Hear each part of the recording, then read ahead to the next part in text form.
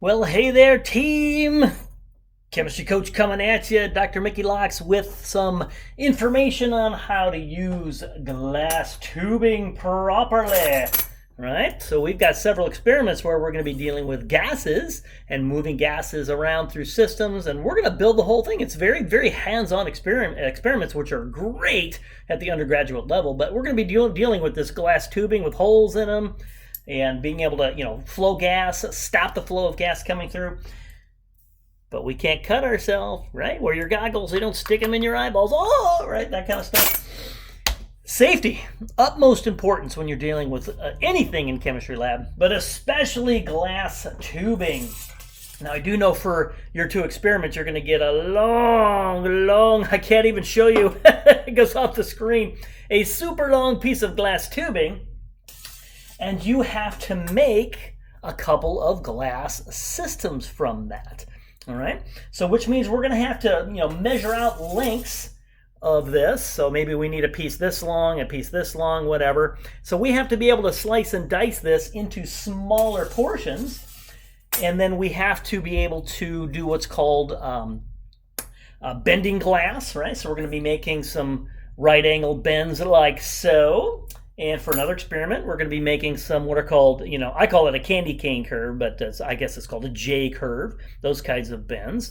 You have to watch out when so we're going to show you how we scratch and snap glass in a second. It makes it really rough here, so we have to smooth that with what's called fire polishing. So several key points here. One, how do you segment glass tubing into smaller pieces properly, right, without smashing it or cracking it or something like that? So scratch and snap.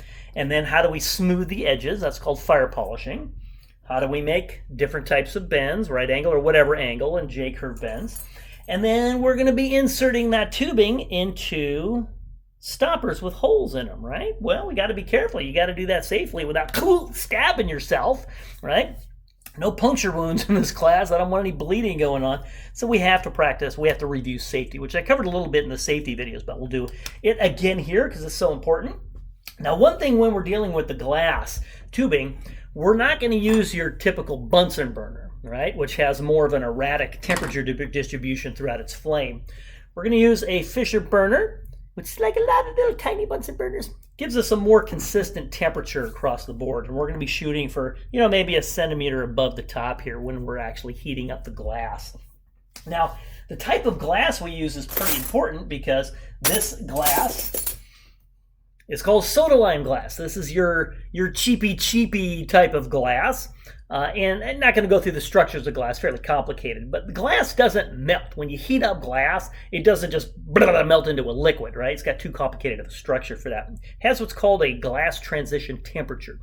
So when you heat it to the glass transition temperature, it turns into this incredibly, not super viscous, but it's a little more viscous. It gets bendy, like if you ever heat up hard caramel or something, and then it gets kind of oozy, that kind of stuff. We don't want it to melt, we want to work with it. So this has a characteristic glass transition temperature based on the elements in it. Soda lime glass, the sodium, And that glass transition temperature is lower than the temperature of the flame we're going to use. Hey, that's all fine and dandy. But if you're doing the same thing with a Erlenmeyer flask or a test tube or a beaker, all right, that's a problem here. Let me go grab one and I'll show you. All right, I grabbed some flasks here. I don't know if you can see where it says Pyrex right there. See the Pyrex there? And then for this beaker, it says Chemex, all right? These are not soda lime glass. They're borosilicate glass. I'm going to put this over here real quick.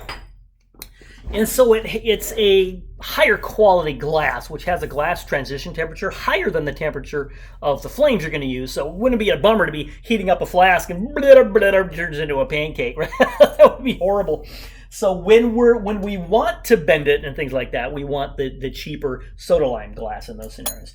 All right, so let's go through the scratch and snap first because you can't do any bends, you can't do any fire polishing until we break this up into segments. I'm going to save that big long piece for later. We have some old, so at the end of every semester, I like to recycle all the glass tubing pieces. So we keep some pieces, practice for scratching. And a lot of these are old ones that used to be bends that I heat up and unbend, and you still see a little squiggle in it. So they're not good to reuse for experiments, but I can use this to practice scratching and snapping and stuff like that. And then we got some nicer, straighter ones that we can use to practice for bending. So a lot of these, they don't have those squiggles in there, so they're great to practice bending. And so I like to take students through in groups of 4 or 5 in a typical semester and do them a little demo, show them how to do it hands-on, and they can practice all they want with these pieces. And then leftover pieces, when you're done, if you heated them, let them cool down to room temperature. And if they're too small to use, we put them in that white box down there where the glass pieces go. All right, so first and foremost, we have a little cabinet down here for gas law experiments. These are all our stuff, right? So if you ever need anything, head on down there. But most students just leave junk all over the lab, right? Like, put your stuff away, come on. So first thing we need are glass scratchers. So this has a little metal wheel right here. There's a little wheel. See that little metal wheel? This is not a saw, right? So we don't sit here and go and try to saw our way through it. This is not a 2x4, all right? So you mark where you want to make so what we're going to do is scratch it, right? So say I want to, separate it into 2 smaller segments here. So what we're going to do is we're going to make a scratch, not all the way around. You don't want to sit here and go all the way around because there's no side that has a weakness, right? We want to scratch about halfway around maximum and create one side with a scratch and one side without a scratch. And that scratch allows us to snap it, right? You're not going to break it over your knee or karate chop it, things like that. Just shatters it. So what we're going to do, I'm going to put my thumb right there, my forefinger right there. Now don't go Incredible Hulk. I'm going to Hulk smash. I've seen people do that. They squeeze so hard the whole glass shatters. But don't be, there are no really super weak superheroes. So imagine one that has no strength, right? Don't be like, oh, and you're like, did I make a scratch? I don't see a scratch in there, Shaggy. Right? So be kind of intermediate between the weenie and the Hulk, right? So pop it where you want to make that scratch there, right? So you can see I've got the tubing in there. The wheel is on the tubing.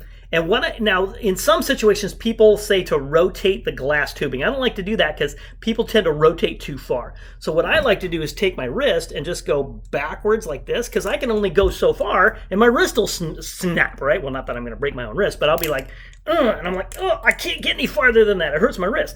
Well, that gives you a spin of about 1/3 to 1/2. That's kind of the distance you're looking for. So I'm going to pop it on there like so, and I'm just going to go, I don't know if you heard that. So can you see that scratch there that I made? Right, so there's a little scratch right there. It's on that side, but it's not on this side. Okay, so I got a scratch that's halfway around, roughly. And what I do is I take the scratch and face it away from me. You don't want to snap it into your face, right? Kind of like a scratch and sniff, but it's a scratch and snap. So you're going to put the scratch side away from you. Put your thumbs together like this, and just go pop, and it just falls. It literally falls in half. If you're pressing and you feel strain, you didn't do a good enough scratch. Now you see, those are nice and level there. Okay, they're not jagged. Little pieces didn't fall all over the place. Now they are rough though, right? So it's a simple little scratch and snap. Very easy to do. I'll do it one more time for you. So you just pop it on there, go about halfway around, face the scratch away from you, boop, and you're good to go. Right? It's a piece of cake. Now these pieces are no good, so I'm going to pop these over in the glass disposal. Never do that with hot glass, right? That would burn the cardboard. Now the issue when you freshly do that, see, that's one that was not done well. Do you see that? Can you see that jagged thing? That was not done well, whoever did that. But once you freshly scratch, let me find one that has them in fire pop. There we go. So what you can't feel this, but if you did, this is very, very rough. Okay, that's not good if I'm going to be putting this into a stopper, right? Because it can catch in there and then snap the glass, right? Or if you manage to get it through, you gouge out some of the stopper and you ruin it. Or let me go grab some rubber tubing real quick, and I'll show you another issue if you don't polish this. So let's say we're going to use, this is called a rubber connector here, where you can connect 2 pieces of glass. Right? Because you never want one long piece of glass between like a flask and a test tube, because if you bump it, it snaps the glass. So you always want to break it into two and then connect them with a rubber connector that goes about halfway in here and about halfway here. So they meet in the middle in that rubber connector. Now, if that's not fire polished, that can slice this and that creates a gas leak or it can rip. That's not good. Now, properly fire polished, I don't know if you can see the difference. So this one's been fire polished, this one has not. So this is a very rough edge. This has a rounded edge to it. So we're gonna heat it in that Fisher burner and get to that glass transition temperature, and we're gonna smooth this, and it's gonna look like it's glistening and getting wet because it's actually flowing, like super, super viscous. It's just like, ugh, barely moving, like molasses in winter. All right, and then we're going to smooth it. Now, we don't want to heat it so that the hole goes and closes. We still want to have the integrity of the inner diameter there, but it smooths the sides so that they're not rough. That way we can pop it into a stopper without it catching. We can pop it into a rubber connector or rubber tubing without it cutting it. All right? Now, one thing I always recommend, have your wire gauze with you, because when you heat glass, it's pretty hot. All right? Good way to cause second and third degree burns on yourself, and hot glass looks like cold glass. How would you know? All right. So if you heat something up, set it on the wire gauze to cool, and that's a no-touch zone. And if you ever want to go grab something, right? So if I want to go grab some glass, I don't know if some student just heated this up. And if you just go like this, been there, done that. I was talking to people, and I said, no, mommy. And it gets right on your finger, and you get blister. It's highly unpleasant, because then you got to write with that, and you got to write with your offhand. So what I recommend, glass is hot glass. It looks like cold glass. It's super hot, but you can feel the heat emanating from it. Unfortunately, we can't do this virtually. So what you do is you put your hand over it like this, maybe about a centimeter to an inch above it, and you feel because the heat rises, right? And if it's hot, you can feel the heat emanating. You're like, ooh, okay, I'm not going to touch that. But if you go like this, you don't feel any heat emanating from it, right? Get a little bit closer, and then if you don't feel heat, just give it a tap like this. Don't just grab it, give it a tap. Go, oh, okay. It's down to room temperature there, right? So you can feel the heat. Oh, it's a good song. All right, so let's fire polish this end right here. So that's a pretty rough end right there. So I'm going to get this Fisher burner going. So let's get the gas. And what I'm going to do is I'm going to get about a centimeter above the top at an angle. All right, you don't want to heat. You don't want to just sit there and heat one side. You're going to rotate, constantly rotating at an angle like this. So I'm going to rotate it. See, I'm rotating that. See that little orange flame in there? That's from the sodium, right? We're going to do a lab on this on flame tests. So the different elements would give you different colors. So if we had barium in there, it might be greenish. If we had strontium, it'd be red. Really cool. Leads us to quantum mechanics. But I'm going to rotate that in there for maybe 10, 15 seconds. Remember, you don't want the hole to close. You do not want the hole to close. So I'm at an angle, and I'll pull it out and look at it. And so now that one, I think I was talking too long. You can see how that hole closed a little bit too much there. All right, now that's super hot, so I'm going to set this on here, and we could do another one. Pop it in there. You don't want that hole to close on yourself. That might have worked, but the smaller the inner diameter, the higher the pressure of stuff coming through. So I'm rotating. Every once in a while, I'll pull it out. You can see it glistening. Now, I don't think you can from where you're at. And you can see it visibly rounding, right? You can see that rounding on the edges there. So that's a properly fire polish. Notice with that one, the hole didn't close in on itself, but it's smooth. Oof, I can feel the heat coming off of that. Woo! Yeah, that's hot, baby. So I'm going to put that on the wire gauze. That's a no-touch zone. And then, oh, there's no air conditioning going on in here. Oh, I'm here on a Saturday, and these buns, I'm sweating. It's gonna be a tough, I'll probably be here 10 to 15 hours a day doing some labs. So that's called, so we did scratch and snap, and we did fire polishing. Always make sure you fire polish things properly. Let them cool down before you use them. Now, once they've been fire polished, we can now start making bends. Yay! All right, so let's show you how to make a proper right angle. All right, I've seen different ways of people doing this. That's perfectly fine. So we'll find a piece that's not wavy. Let's say I want to make a bend right in the middle there of 90 degrees. So again, I'm going to put it in the flame. I'm going to rotate it, constantly rotating it. get it to the glass transition temperature, and it'll start falling like that.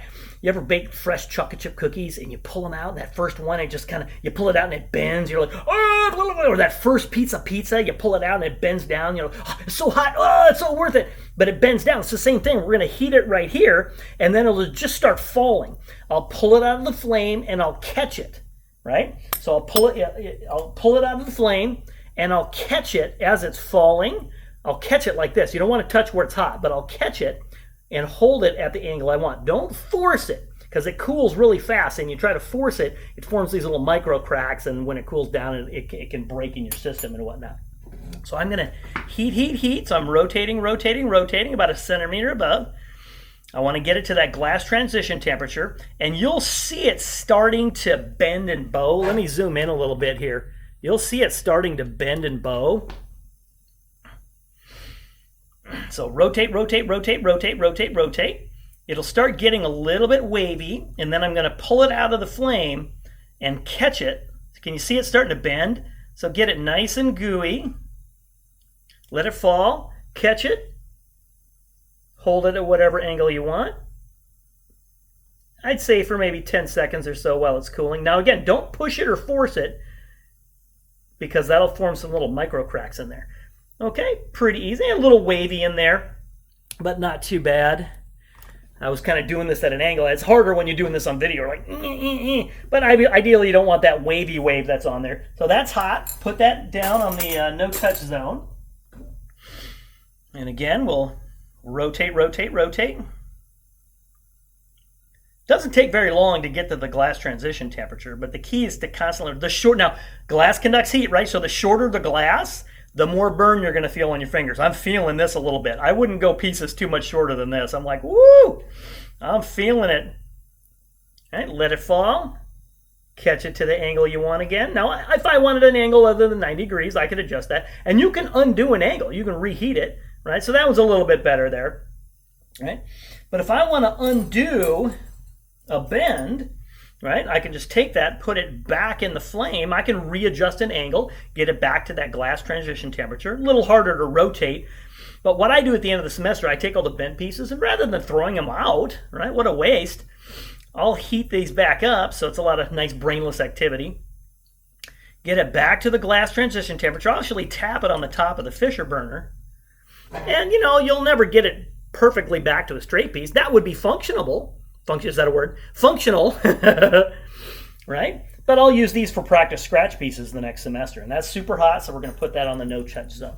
So if you don't like the angle you made, you can always heat it up. But don't be doing any kind of, you know, pretzel action here. You don't want to be forcing things and doing little glass pretzels.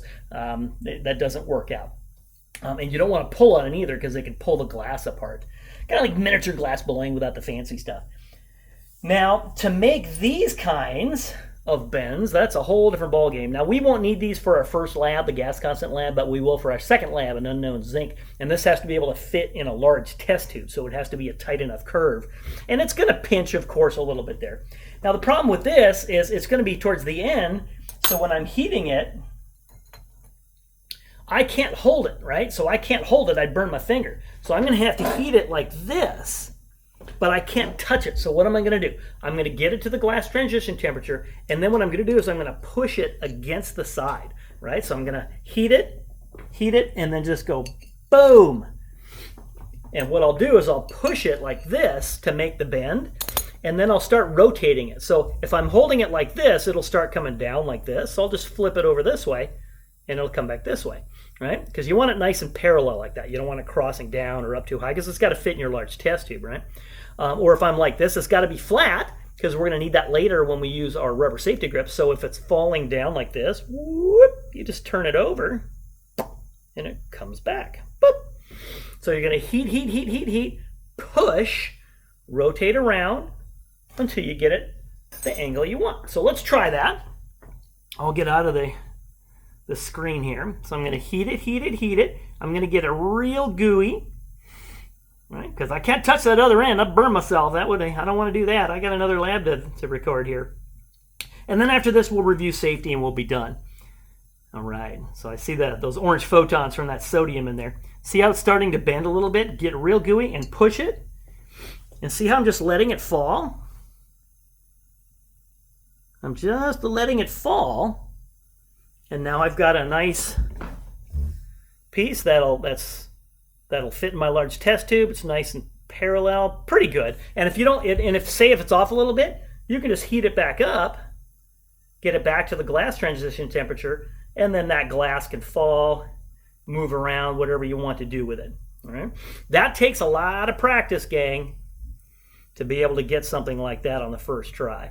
I see a lot of wasted pieces here. Put that on the no-touch zone. I'm going to turn that flame off. Sweat, baby! All right, now let's say we want to be able to insert. Let me find one that's been fire polished properly. Properly fire polished. There we go. Oop, nope. Of course, I can't find one that's been fire polished. There we go. So let's say I want to insert this into a rubber stopper or into a rubber connector. Now, rubber connectors are easy. You just pop them right on because it's been fire polished. And you get it on there so it's about halfway.